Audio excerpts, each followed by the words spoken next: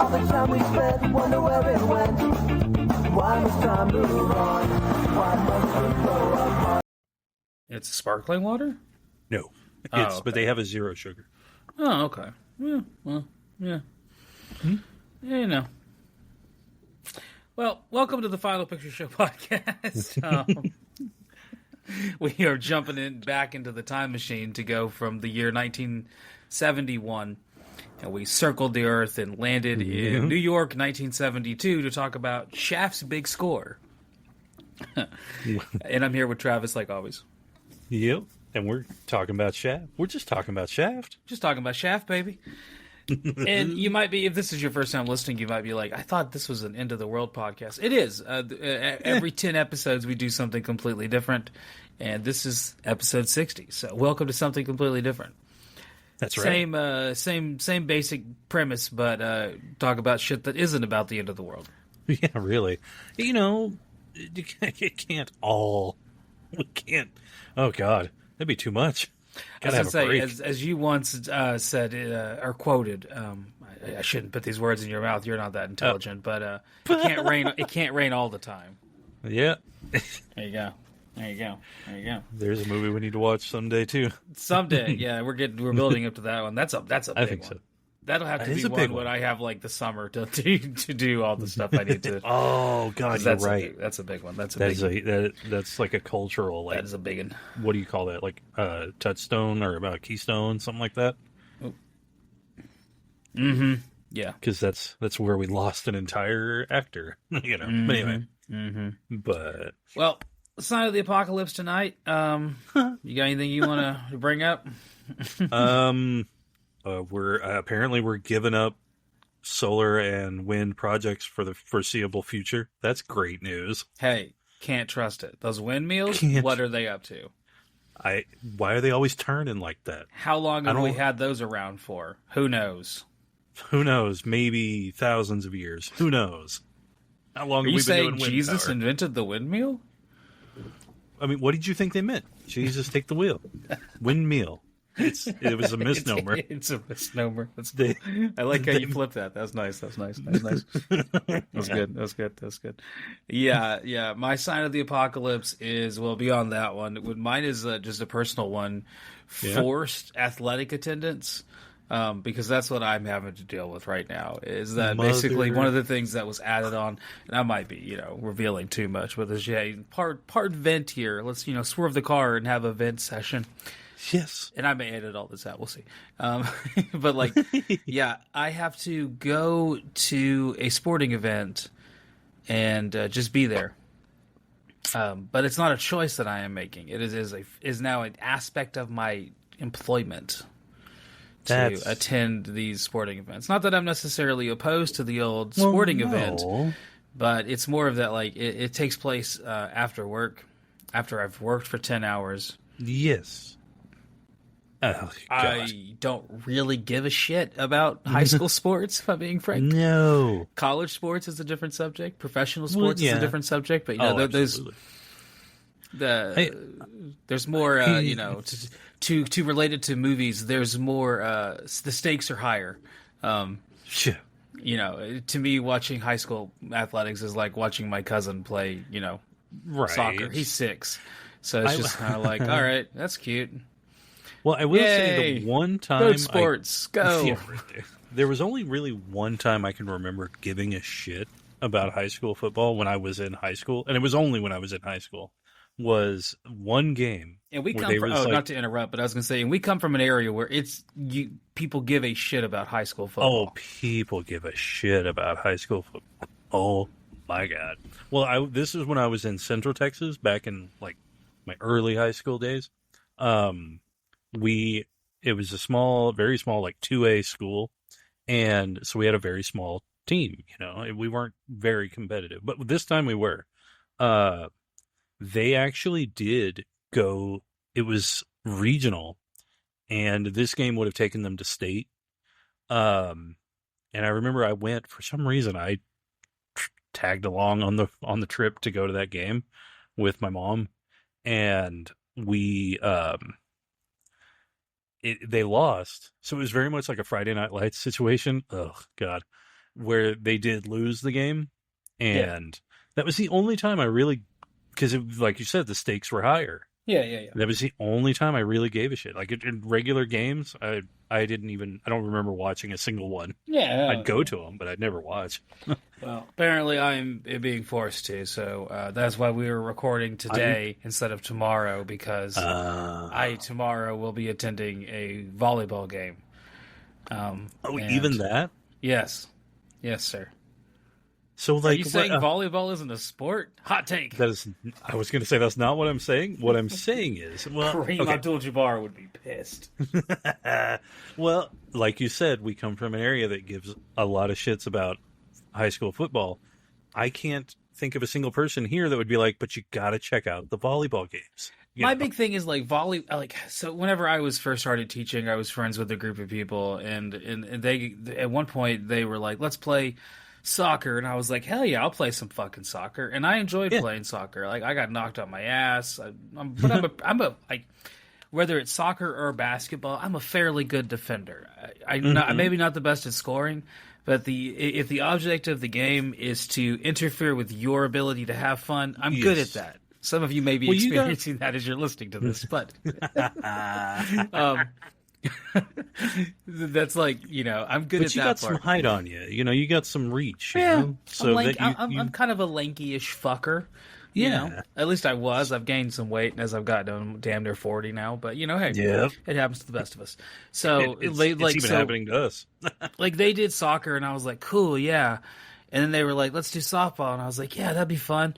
Yeah. And then they were like, let's do volleyball, and I was like, I'd rather not.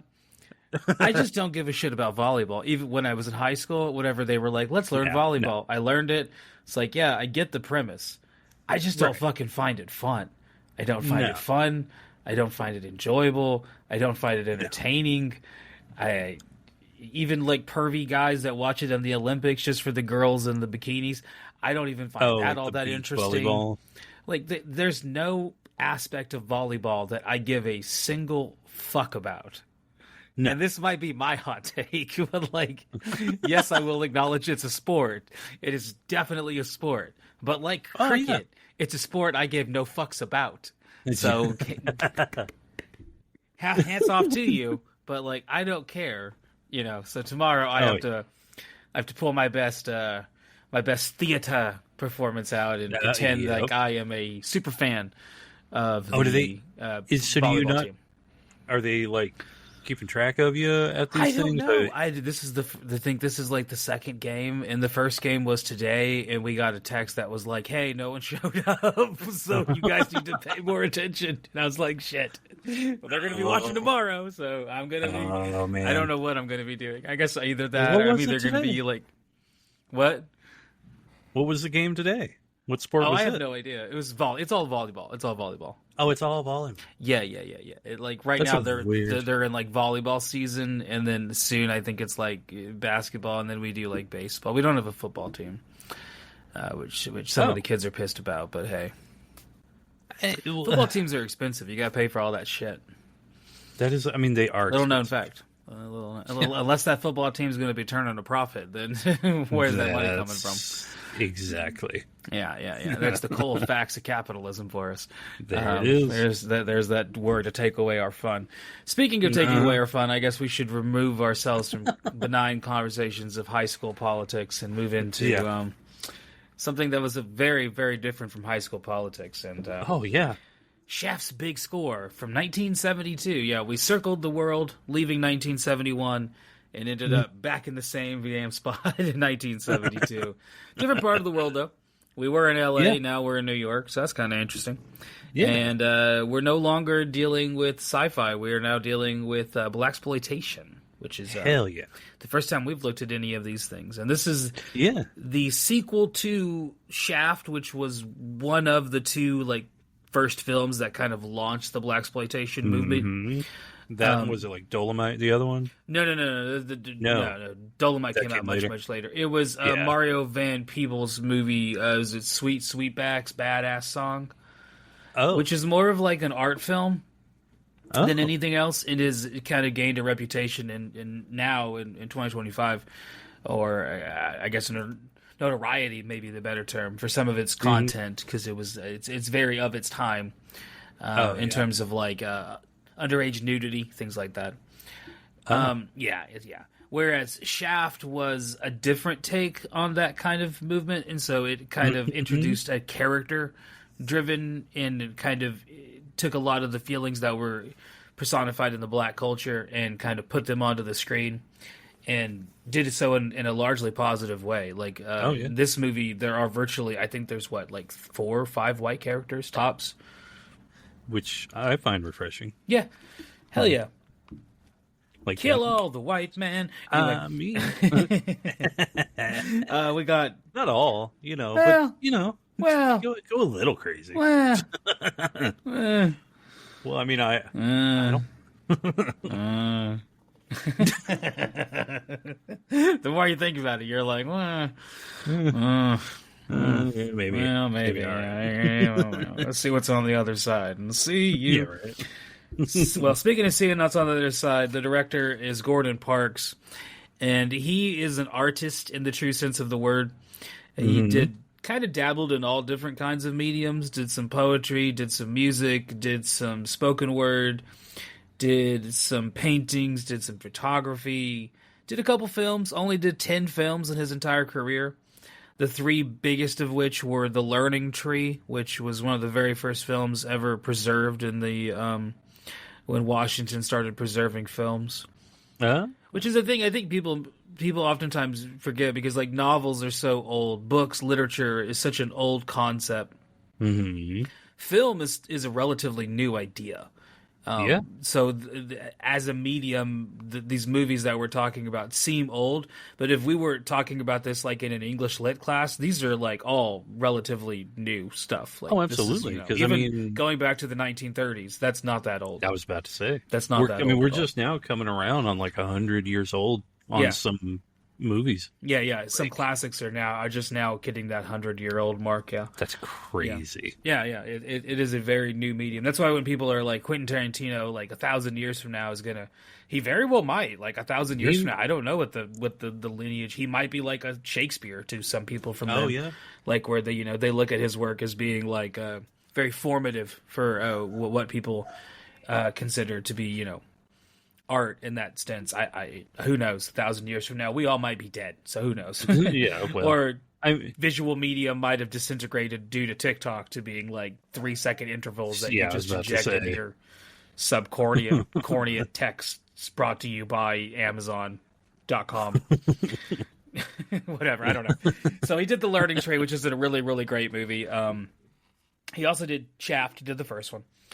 He would do this one as well. He did not do the follow-up to this, Shaft in Africa. He did not do that one, which is a movie that I fell in love with in college. Me and my friend Trent used to watch it a lot. It's not a very good movie specifically, but it has an amazing tagline, Shaft in Africa does. And that's pretty much the only thing you need to know about the movie Shaft in Africa, is it's Brother Man in the Motherland.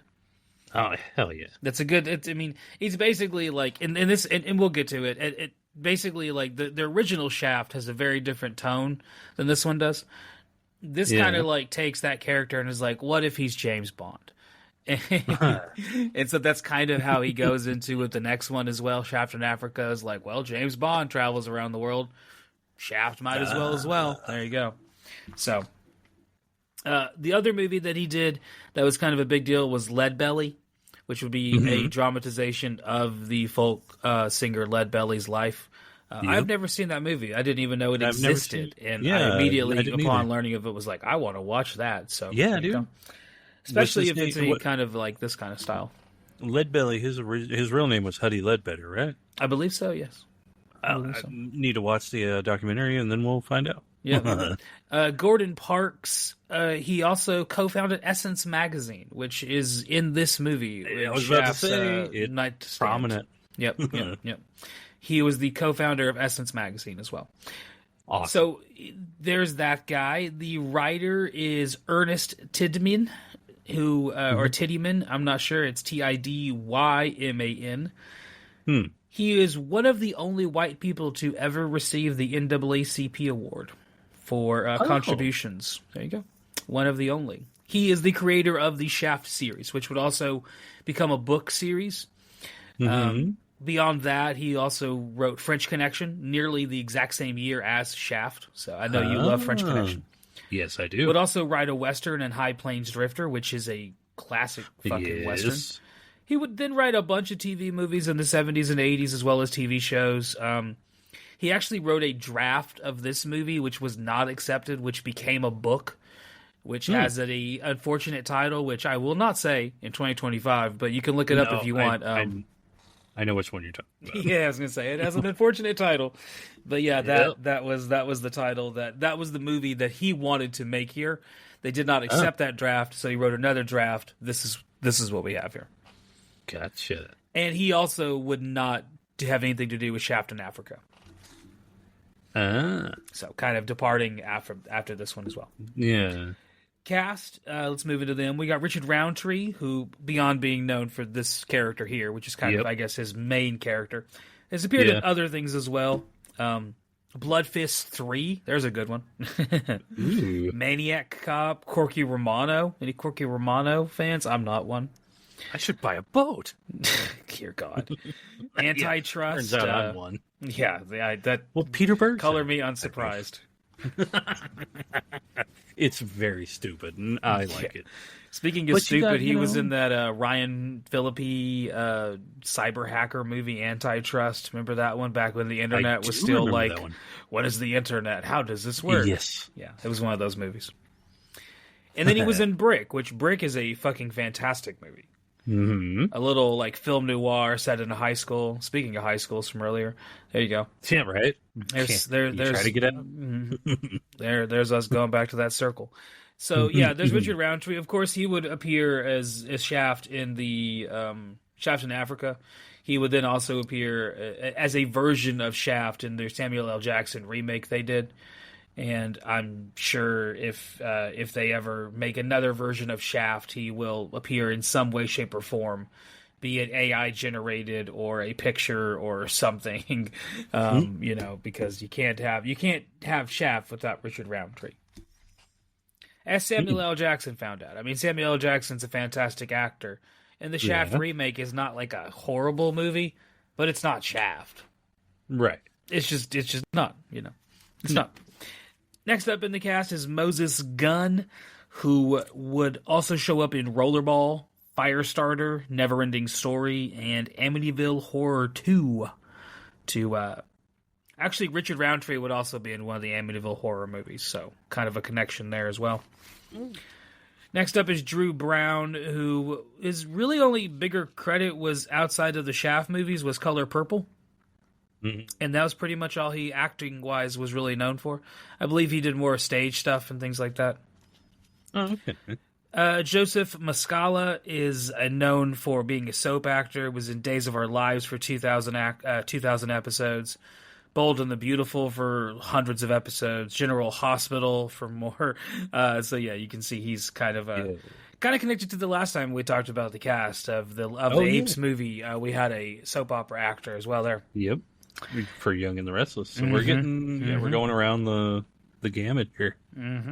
Next up is Joe Santos, who actually is a guy we've talked about before. He was in The Postman. Oh, yeah? He was. We talked about that. Shameless plug. He was also in Last Boy Scout and Mo Money. So there's some 90s classics. Yep. Would also be in lots of TV shows going all the way back to the 60s and the 70s. So he's been doing stuff forever. Next up is Wally Taylor, who would be in Night of the Creeps and Escape from New York, a movie that we will talk about at some point. Yeah. As well as Golden Child, amongst other credits. Hey, I want the knife. Next up is Julius Harris, who would be in Darkman, Taking of Pelham 123, Hollywood Vice Squad, BJ and the Bear, and would also be an actor that we already talked about with Prayer of the Roller Boys. Oh, yeah. Another shameless plug. Yep. And the last one we'll talk about is Kathy Emery, who this would be her first movie. She is still working today. And we will see her again in Repo Man, the genetic opera. Oh. There's our cast. A pretty eclectic, interesting cast full of some people that we've already talked about in some other movies. Interesting. It sucks that I don't believe we're going to see Richard Roundtree in any other post-apocalyptic Yeah. movies proper. So other than any other random ones that we pull from a hat, I don't know if we'll Yeah. see him again, but maybe. Yeah. Any favorite Richard Roundtree movies beyond Shaft, or is that pretty Beyond much just Shaft? kind of like the main one for you? That's the main one for me. Yeah, that's pretty much it for me. Yeah. I really like him in Steel, Oh yeah. the Shaquille O'Neal superhero movie. Wow. Those younger listeners are probably like, what? First off, Shaquille O'Neal was a basketball player, and he was a rapper, and he was an actor. Now, That's he was right. only good at one of those three things. But I didn't stop him from working. My hat's that off would hit to me. him. My hat is off to him. As a man who's Oh, yeah. dabbled into multiple art forms with Yeah. mixed success, I respect Shaquille O'Neal's hustle. But yes, he at one point, beyond being a genie, he also was a superhero in a poorly conceived, poorly made, but kind of fun to watch Oh yeah. version of the DC. Is it DC? I believe it's DC. Yeah, it's decent. DC comic hero Steel, See? which is kind of just a ripoff of Superman, but Well, a little sillier I was and gonna way more You're gonna contrived. you're gonna get so many comic book nerds coming at you. Oh yeah, Like, I'm gonna get the Steel community that's gonna This thumb their glasses up in Well, 'cause outrage. when I was like a kid, and I was, because I don't do comics. I'm not a comic book guy. But when I was getting free comics from that like mom and pop shop, that was during the Death of Superman run Yeah. in DC, and that was when Steel was kind of a big thing. Yeah. And so I saw, like, I think that was before that movie came out even.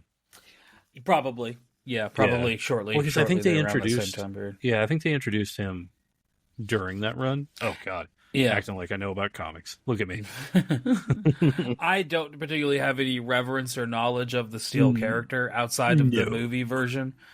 And I don't hate the movie. It's a silly, dumb, Oh yeah, not very good movie, but most of my favorite movies are silly, dumb, not very good movies. And so, Yeah, that's a good point. hey, that's not something that I'm going to look I at, was look gonna upon say, how it with could any I- hate for. That's not me at all. Right? So yeah, it's a fun time. If you've never seen Steel, it's a fun time, especially as popular as superhero movies are now. To go Oh, back, yeah. to go back and watch how they used to be made back in the '90s before they became Yeah. like a formula that they are now. It's really interesting. I've went and watched the Sam Raimi Spider-Man movies, and just like the pacing is different, the writing is Yeah. different, like every single part of it. It feels more like an original movie than the Marvel movies do, which Yeah. have become basically just a formula at this point. Oh, absolutely. And they're not the only ones. Like Stranger Well- Things does this, Yeah, and I get Well, it. You found a writing structure that works, and that's yeah. hey, It's- you're gonna keep going to that well over and over and over I was again. about Why, to say it's like the I get it. Popeyes chicken sandwich of trend or of writing, because it's going to get copied by every other. yeah, I mean, it's making billions of dollars repeatedly Yeah. over and over and over again. Billions with a B, and so at some point you have to kind of give the public I what they mean- want. But at absolutely. the same point, it seems like as a person who likes movies, it kind of makes Yeah. it a little bit more depressing because you're just like, wow, most of the really popular movies are fucking awful. Yeah, And well, there's yeah. nothing redeeming to watch about them. You have to kind of go out of your way to find something of any worth anymore, which kind of sucks. But speaking of '90s superhero movies, Blank Man, was it Blank Man? I liked that one a lot. Yeah, Blank Man was a fun time. Well, that one, Meteor Man was another one. Meteor Man, I was remember. about to say Meteor Man is also a good one. Yeah, Meteor Man's a See, good these one. were they did make some good original Spawn, like superhero. Yeah, Spawn. Like there was, yeah. the first Daredevil. That's right. Oh well. The one where Daredevil defeats the villain and then takes time to painstakingly spell out his initials in lighter fluid Yeah. in a specific location where no breeze, substance, or footprints Yeah. would interfere with that lighter fluid path. And the police just so happened to be performing the autopsy in the crime scene right near it, and said police officers also happened to be smokers or ex-smokers with a light that they would then throw, which would then ignite the lighter fluid, revealing to them that Daredevil was here. What were you saying about contrivances earlier? Yeah, that happens within that's like the first 5 minutes of the movie. Oh yeah. And you're like immediately like, wow, that's fucking dumb.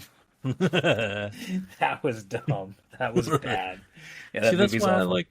that's why I like those other movies, the other superhero movies that were way more original, Yeah, I mean, I was back to Daredevil. Even Daredevil, which is a horrible, fucking awful movie. Like, with never Ben Affleck and them, they have the sword fight in the park, and not the sword fight. They have the fake sword fight in the park, apropos of nothing.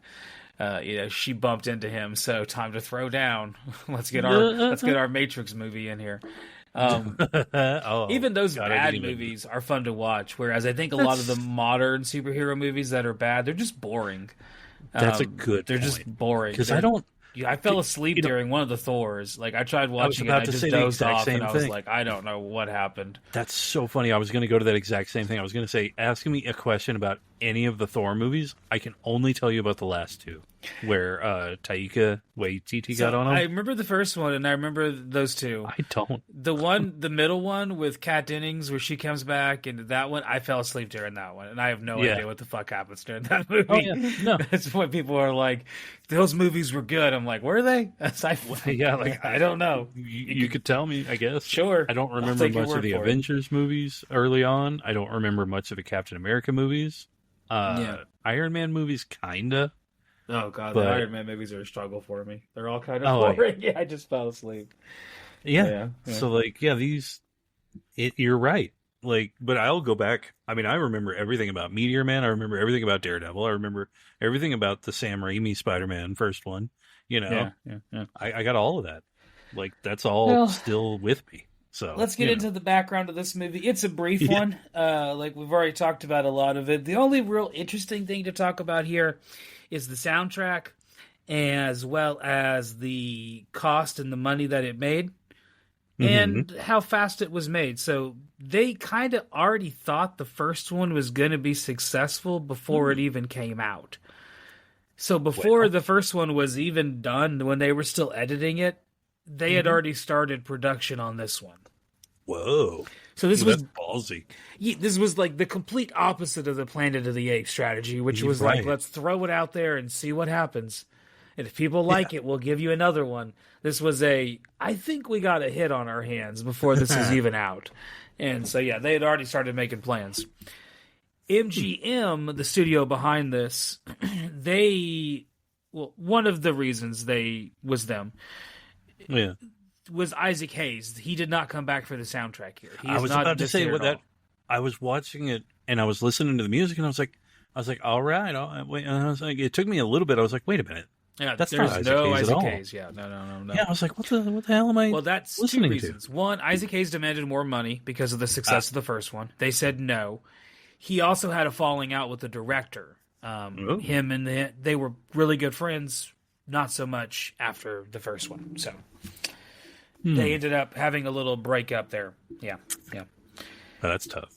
And this also was a little bit, so this kind of inspired the director to go in a different direction musically, sonically, if you will. Oh, yeah, they definitely did. So this is way more like abstract 70s funk jazz inspired. Yeah, I was about to say some jazz fusion, there's a lot of jazz fusion. There's a lot of that. Some if you love Alice Coltrane, you will love this fucking movie. Yes. There's a lot of heavy flute.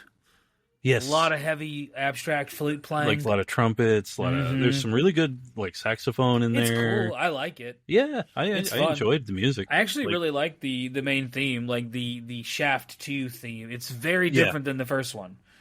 But it's got an amazing bass line that'll get stuck in your head. It's do do do do do do do do do do. It's it'll get stuck in your head for a while. It's way more jazz inspired. Now, we talked about how it's different than the Ape movies in that those ones were throw it out and see if it's successful, and if it is, we'll give you another one. Yep. This one was planned before the first one came out. However, it does have something in common with those movies in that, in spite of the first one being astronomically successful, in spite of its very small budget, that didn't necessarily mean that they got a whole bunch of money here to mess around with. So Shaft's budget, the budget on Shaft was about like a little under $500,000, and it made millions and millions and millions. Yeah. This one would cost a little under $2 million, about 1.9, and it would make 10. Oh, there you which go. was good, but not nearly as much as the first one did. Well, no. Yeah. It's, yeah. And so we already talked about how the writer, who was the same writer as the first one, he had a whole different idea in mind, which was going to send Shaft in a completely different different direction. It has a title that became a book, and he kept the book title that was going to be the title of the movie, which also MGM was like, how in the hell would we ever market this?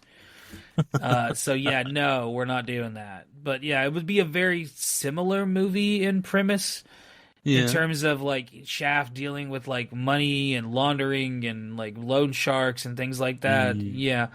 But very tonally different. I've never read the book, so I can't speak to the quality of it.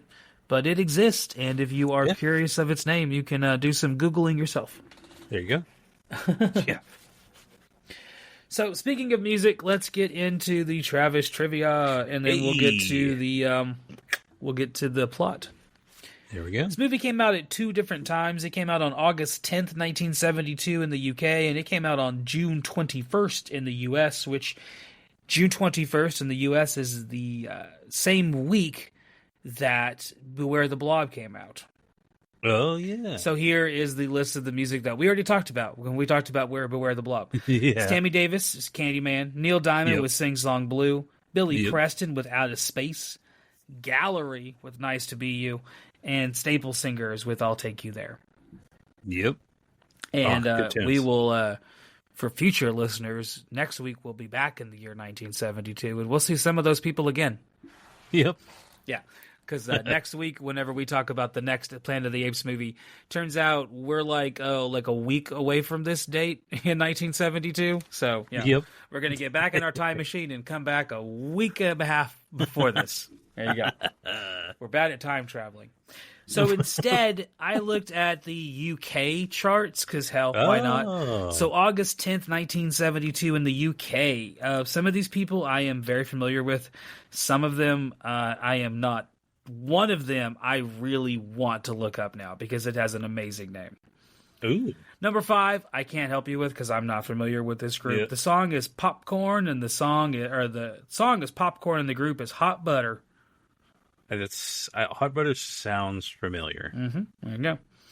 Number 4 is a song about loving your dog, and it has become a TikTok meme and trend thing. It's kind of obnoxious. Oh. I don't know enough about TikTok. That's true. To know what's happening. You don't know about the Tiki the Taka?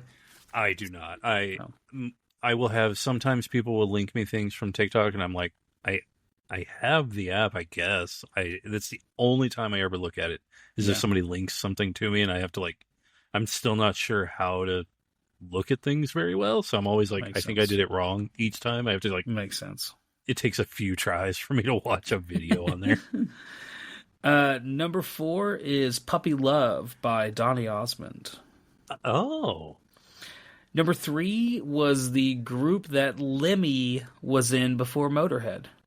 Oh, I know nothing about this. Oh, okay. Hawkwind with Silver Machine. Ooh, okay, I want to check that out. Number 2 is another group that I am not familiar with, but I would like to look them up. The name of the song is Seaside Shuffle, and the group is Terry, Dactyl, and the Dinosaurs. Oh, hell, that's awesome. Yeah, it's a good name. That's a good name. Terry Dactyl, whoever you are, that's a good name. I know nothing of your work, but I'm interested.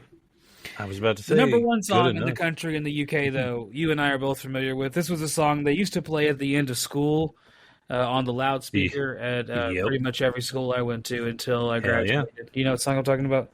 Oh, we're talking about the great... oh, my God. Alice Cooper. I was trying to say Alice in Chains. I was like, no, say the right Man in the Box. Yes, no. Yeah, exactly. Yes, Alice Cooper, and the song is Oh, it's School's Out. School's Out. Yeah, that was the number one song in the UK on Hell August yeah. the 10th of 1972, which is funny because in America that would be around the time school is starting. Oh, yeah. There you go. So yeah, we're going to take a little break and we'll come back and talk about the plot of Shaft. Big Shut your score. Everyone, welcome to the middle section. Next week we will be back to the world of apes as we get back in our time machine and, well, our calculations are not quite right because we end up in damn near the same fucking spot. But next week we will be back to talk about Conquest of the Planet of the Apes. Planet of the Apes 4 for those keeping score. And this one is my favorite of the Apes movies. I totally get it. Yeah, and this would also become the premise of the modern ape movies, which I don't like all of those, but we'll get to that one day. Oh, yeah. So come back next week. It's a It's a whole nother thing. into. It's a whole nother thing. Yeah. Come back next week as we look at Conquest of the Planet of the Apes. See you then. Welcome back, and let's get into the plot of Shaft's Big Score. So I love that the movie starts with the old $20 bills. That just made me nostalgic. That you don't see the old $20 bill anymore. No. And it was a pretty little bill compared to the new one, which just looks like a giant clusterfuck of colors. I mean, yeah, because that's I was gonna say back in the day it looked like money. Yeah, right, yeah. I don't know what you call it nowadays. We see this guy, and we don't really know what the hell he's doing, other than he's just like putting money in a bag and then putting it into a coffin, and then it's doing it very, very slowly. This movie is paced like someone just did a big hit of weed, and they just need to really take things slow. Yeah, I mean, like because you could speed up a lot of this movie if you really wanted to. There's some large chunks that you could be like, yeah, we could get this going a little faster here. But so eventually he gets on the horn and he calls Shaft, who is busy at work, so to say. Yeah, he is. Yeah. And then we're off to the credits because Shaft has to go tend to his friend, even though it's 2:00 in the morning. Yeah, and he's tending to his friend's sister. He is tending to his friend's sister. Yes, who she really does funny not joke. know he's there. Genuinely made me laugh super out loud because I ended up watching this with my dad in there. And well, he likes 70s movies and stuff. So, but he didn't grow up watching movies, so this is like his time now to get into movies. But I genuinely laughed out kind of loud in the warehouse because he said, "Yeah, I think I can put a hand on her." Yeah. While rubbing her backside. Yeah, while rubbing her butt. Right. Yeah. I could put a hand on her. That made me laugh. I was like, all right, you got me. So once the credits are done, Shaft finally shows up at his friend's place, and he gets basically blown up almost right away. I mean, and blown out. Yeah. Shaft is okay, thank God, but his friend is dead. And his car is totally fine. His car is totally fine, thank God. And Shaft looks fucking fine as shit this entire movie. His jacket is pristine. That brown leather jacket, God, that looks nice. I wish I could buy one of those. That was beautiful. Hell yeah. Also, his house, like the bookshelf and the fireplace and the built-in brick, it's beautiful. This is a beautiful movie. The man's got some taste, you know? Oh, yeah. Yeah. So he's got a word for the police, which is that he doesn't talk to honkies with flat feet. What did he call included. him? He called. Well, he called him a black honky. He does call him a black honky with flat feet. Yeah. I was like, whoa, that's beautiful. Yeah, and Shaft and this police captain have a unique relationship throughout the course of this movie, where they're kind of like antagonists to each other, but they also are like a little like friendly at times. Yeah, or at least cordial. Like, they give each other little ribs here and there. Yeah, but they got that connection at the very least. Yeah, so that's true. Yeah. So we get to see some swanky New York City high rises, and this is where we get some. I'm going to call them the flutists. They're the Italian gang that's going to take over Most of the It's last half of this movie, they kind of become the really central characters of. But for the first half, they just kind of show up and he just starts playing the flute. And clarinet. Good stuff. clarinet, sorry. And he lays down some lovely jazz clarinet. He does. It is nice. We get to see the whole thing. Oh yeah, they don't skimp. No, It's like, all right. none of it. Not all of it. You're seeing the whole thing, the whole I performance. like that. Yeah, he even is annoyed that he gets interrupted by a telephone being dialed. Like, oh Yeah, god, how exactly. about that rotary phones? Oh boy, The rotor, yeah. And then we leave one jazz performance to go to the most jazzy funeral march you'll ever see. yes. I Which mean, was kind of outside interesting. New Orleans. Yeah. I love Like- the camera angle as they cut to the inside of the coffin as it's being lowered. Yes, And you can very clearly tell someone's in there with a handheld, maybe a Super 8 or absolutely. something, and they are having to physically stand up and push themselves because the camera starts wonking back and forth Yeah, as it's trying to you can see the person is oh, I have to stand up now. So I kind of like that amateurness. yeah. Well, I liked a lot of camera angles in this movie. Yeah. There were times where I was like, "Ooh, that's interesting. That's a really cool visual." Yeah, So, and you can definitely tell that the guy behind the scenes would go on to become very important in the visual arts realms with some of his photography. He would also, beyond just directing, he also did the camera work or assisted with some of the camera work for Malcolm X with Spike Lee. So ooh, did some stuff there as well. Yeah. very cool. Exactly. So, I already talked. Shaft's jacket is, like I said, absolutely impeccable. And Yeah. his house does get broken into after the funeral, though, That's right. which allows him to go and build. Basically, this gets him to talking to the captain. And Yep. so the police basically want Shaft to, as they say, keep the whores off the corners and the drugs from the kids. Yep. Yeah. Well, because they're saying, I think they're kind of accusing him of getting bumpy. They're Yeah. getting bumpy in to fill a void of where Cal, who died, was very up and up, very legit, and very much giving back to the community. And Bumpy, which from the first movie, is just like a crime lord, Yeah, Like, basically. Yeah.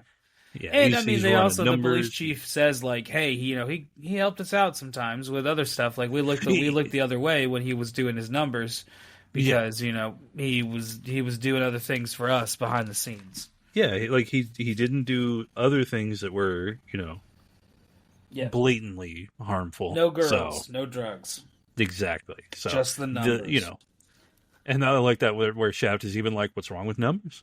No, yeah. Oh, and if you're very, very white and you don't know what the hell numbers are, we're talking basically about, I guess, basically the lottery. Yeah, That I guess that's the easiest way to describe it is it's kind of like what we would call the lottery. like a lottery, like a raffle. Yeah. Except But you mainly you lottery. gamble. It's like a little gambling thing done within So, usually a little bit. community. And there you go and you pick your numbers It is and the technically people come pick them illegal, up. but It is technically illegal, but people still do it all the time. do it. Oh yeah, It's still done. Yeah. yeah. So we then cut to Kelly, who is the guy who is going to become our main antagonist for this movie. Oh yeah. And he is having some problems, more than one, which leads to him beating his partner, Rita, who my also God. becomes a central character later in the movie. Yup. Yeah. Because right after he does this, he gets a phone call from basically the flutist, the flute players, who he owes them $250,000. As we'll find out, Kelly owes a lot of people a lot of money. Yeah, he digs gambling. Digs himself a little gambling debt. Yeah. So he owes these Italians $250,000, and they're going to give him a little bit more time to pay, but they want him to come make an appearance in person to explain himself. Yeah. While he's doing this, him and Rita kind of are having issues, so to say, after his domestic violence. And so she's ready to leave completely. Oh yeah. So as Kelly steps in to pay his loan sharks a visit, Shaft steps in to pay Rita a visit. Yeah. And pay her a visit he does. Well, he was going there for Kelly, but then He was. she invited him in and then invited him in. She invited him in, and then she started undressing, and he said, well, I'd be remiss to you be the only one to be unclothed. And so, yeah. And honestly, like, we're the way you're describing it is very pornographic, but the way it's filmed is very, very classy. Like, it's not like it's not filmed at all like a porno. Like, it's filmed like a very classy presentation. Like through this kind of glass sort of thing where it's like all broken up. Yeah, they use glass refractions to kind of bend the camera lenses.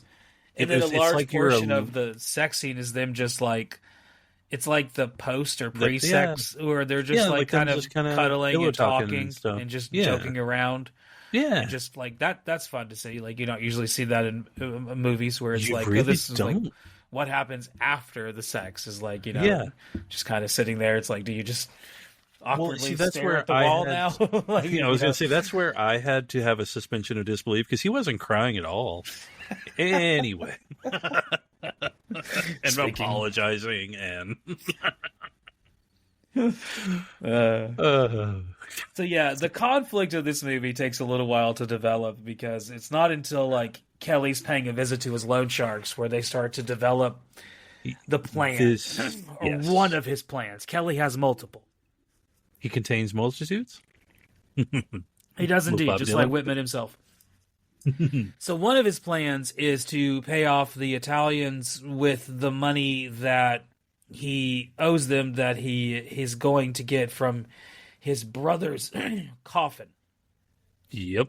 Now, he doesn't know this yet. This is what we'll discover later. Yeah, because and this is earlier in the movie, there's a scene where they just let Kelly go into the like burning building that has just been blown up and let him, they'll even help him move stuff around.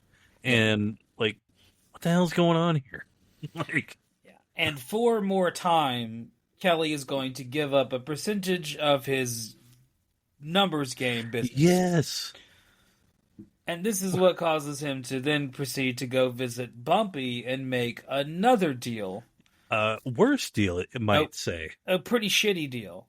And both of these deals are contingent upon Shaft and the sister of the person who's... what was the guy's name? His name just went out of my mind.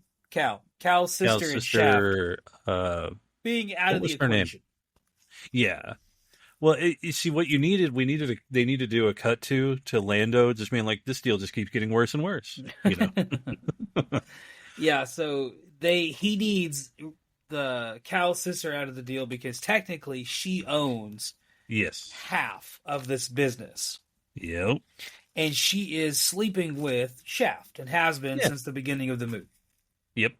Not the only one, but one of them. No. Well, I mean, it's a very different time. So the flutists decide that they're going to move in on Shaft and basically take care of him. Yeah, because like they'd never heard of him. What? He can't be that. Because Kelly says he's a bad dude, and they're like, "You ever heard of him? No. See, how bad could he be?" Yeah, Pascal's never heard of him here. Yeah, see. So Pascal's never heard of him. So hey, how bad could he be? Exactly.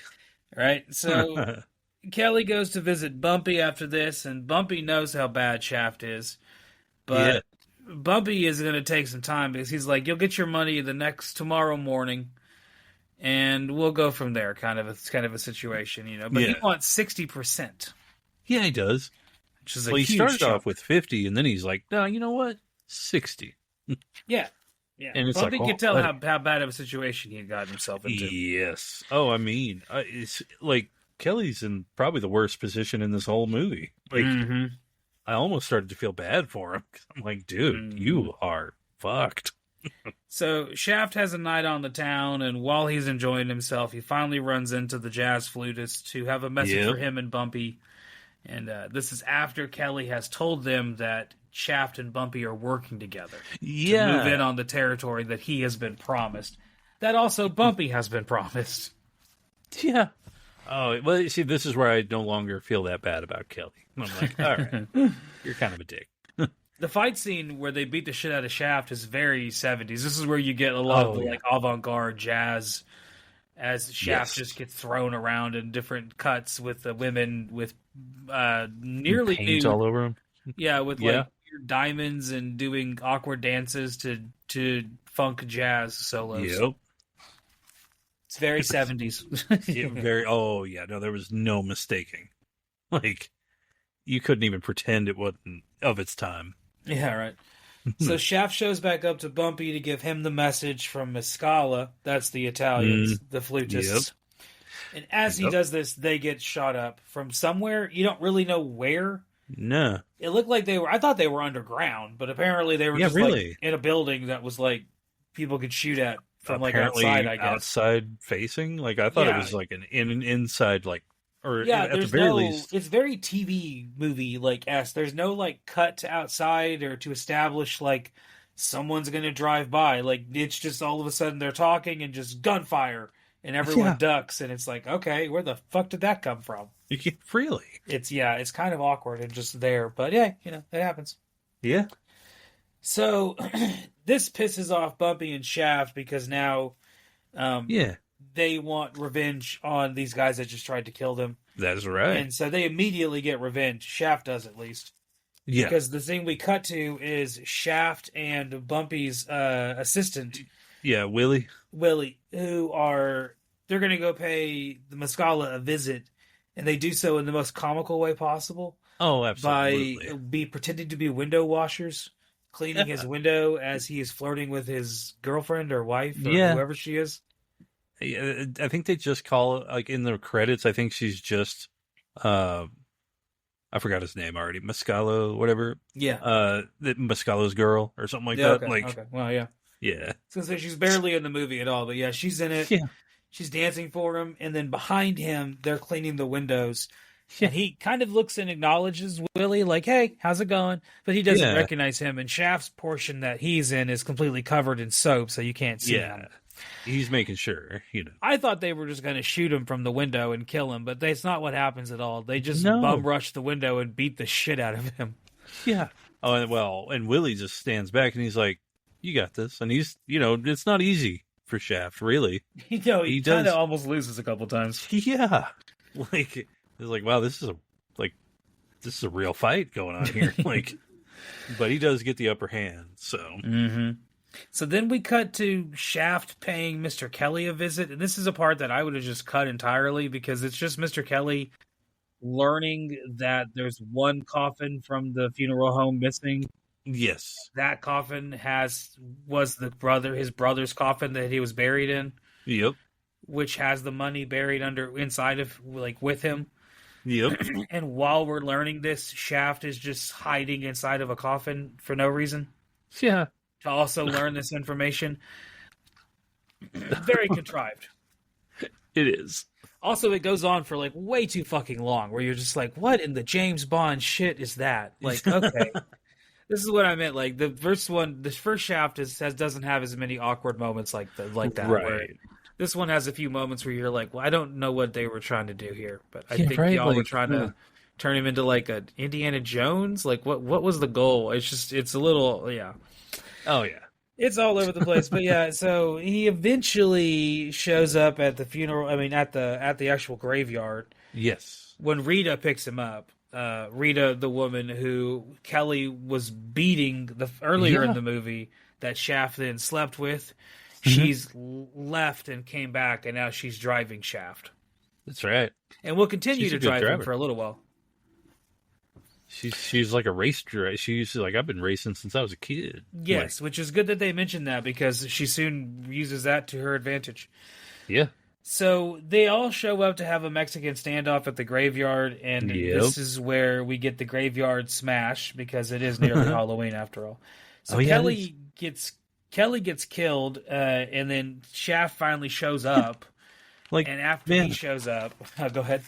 I was gonna say Kelly, like, he's just been getting battered around like by back and forth, and now he's dead. Like, he's dead. Well, shit. And then we finally end the movie by having a like 20-something minute long chase scene. Yes, which is very Mad Maxy. It is, and I did enjoy this. It's a good fucking chase scene. It goes on for a while. It involves a helicopter. Yeah, Yeah. a boat eventually. A boat. And Yeah. A boat I like explosion. yes, that boat explosion. We'll get to it, but God, that felt almost anticlimactic. I'll be honest with you. I was We'll gonna get to say, that yeah, part. you go ahead and describe the end because that's pretty much the end of the movie. Like I just That's have right. it written down. Like there's a very long chase scene. I didn't go note for Well, yeah, note because over the chase scene he's because basically a lot of kidnapped. shit happens. Yeah, because he basically kidnaps, the main Italian mob guy. I keep forgetting his name or mispronouncing it, but Mescalo, I think. Miscalo, something, yeah.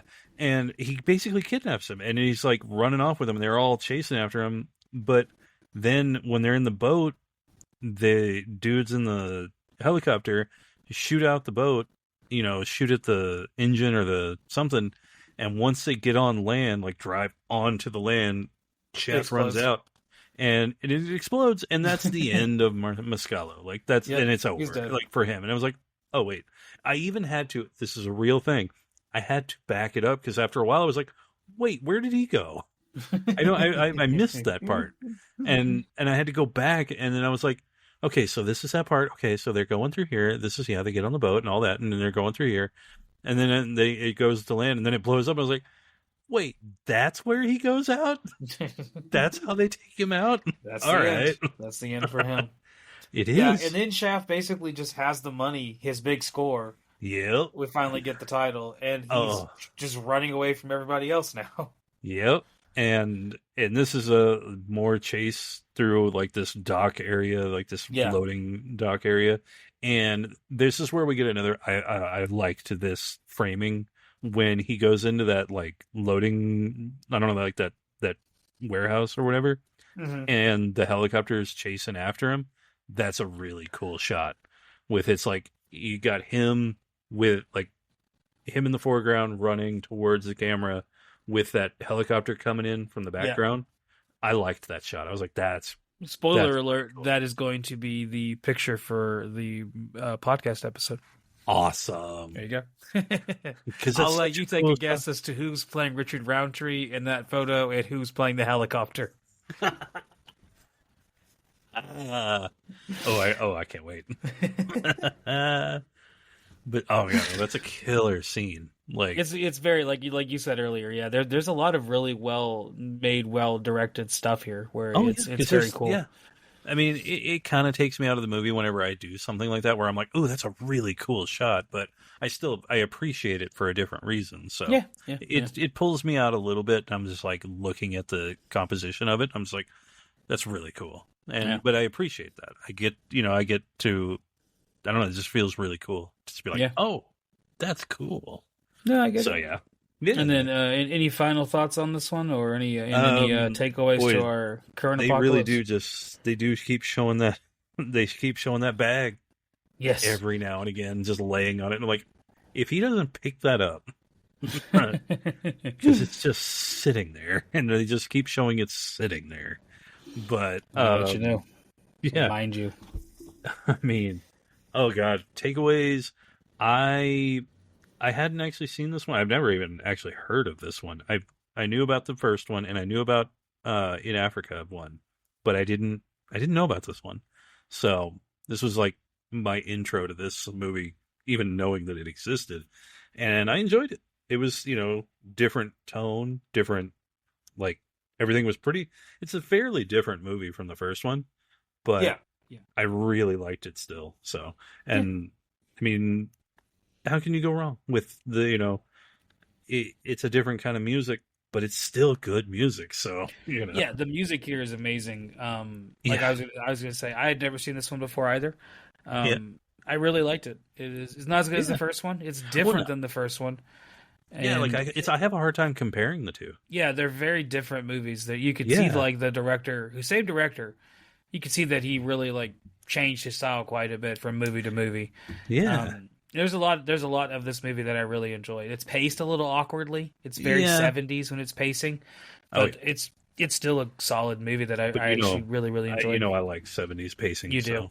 Yeah. And takeaways to apply to our own Oh, God. apocalyptic wasteland. If you're going to get someone to drive for you, make sure she at some point was a race car driver. Yeah. Make sure that anything with a stick is her meat. That was a hell of a line. Anything with a stick is my meat. Yes, It was like, that is what she what? says. And on that note, I think we should say goodbye. Next week we'll be back to talk about Planet of the Apes once again for the fourth Yep. time as we talk about Conquest of the Planet of the Apes. So we will see you guys then. Bye. Take it easy. Hot damn, college boy. Thank you so much for listening. Every single week we come back with a new movie about the end of the world, or a movie about the beginning of the end of the world, or what happens after the end of the world, or maybe one day we just decide to watch Showgirls. Who knows? Right? But every week we are coming back, and thank you so much for stopping in this week and listening to the whole episode and hearing our thoughts on whatever train wreck of a movie I chose to force my friend to watch this week. I'm a good person like that. And thank you for also being a good person. There you go. If you want to be a really, really fucking cool person, which you obviously are, why don't you give us a like, and actually, more importantly, give us a subscribe. I find that to be more important. I don't know if the algorithm says it is. I don't really give a shit. But thank you for your patronage either way, and clicking all the things and doing all the stuff. Bye. Thanks.